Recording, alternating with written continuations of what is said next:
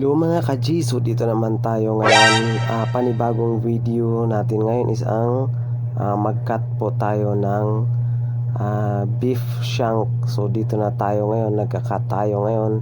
So gamit pala natin yung bonso. So yun ang ginagamit natin ngayon. So mag-cut tayo dyan para pang display. So dinadandahan lang natin kasi matalas yung bonso blade nya. So yan, so yun ang ginagawa natin ngayon. So yan, dandahan lang kasi baka maputol yung kamay natin. Ako po, patay, baka mahirapan tayo yan, wala na tayong kamay. So yun na, so dandahan lang yun natin para pang display lang sa display natin. So yun na din na. So yan ba, yan pala yung frozen beef shank. Yun ang ginagawa natin dyan para pang display o para pang benta ni customer.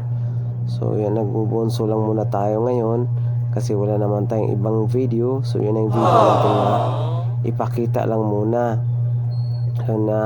So nagdandahan lang tayo kasi iniwasan ko lang baka matamaan yung kamay natin. Ako po, mahirap na, baka nangyayari sa kamay natin.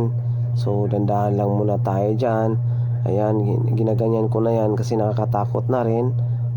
So yun na yung pinaka-last na cut natin. So medyo matigas yung buto ng baka. Yun na yung buto niya, beef shank. Yan, so yan, dinisplay natin. So ina-arrange natin ng maayos para maganda naman siya tingnan sa display. So yun, so ginagano lang nating style na yan.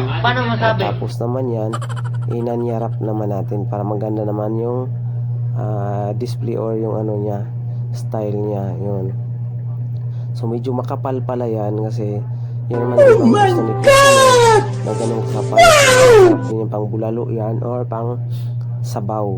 Yun, so dito na tayo para maayos na inanyarap muna natin para presentable naman tingnan. So yun na yung buhay natin dyan.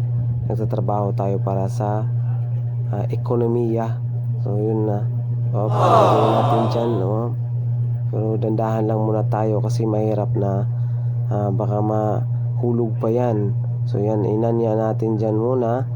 So yun, para pang display maganda tingnan yung niya, yung presentable din. So yan, naka yellow pala tayo dyan at naka face mask pa para malinis naman tingnan yung natin. So yan na, finished product na tayo. So nanyarap, pinapagandahan lang muna natin para maganda naman tingnan yung pagkananya. So dandahan lang para at least naman maganda. So yun, ang kulang yan, sabaw na lang para mabili yung customer. So order pala yan mga ka-G. So yan na, tapos na to.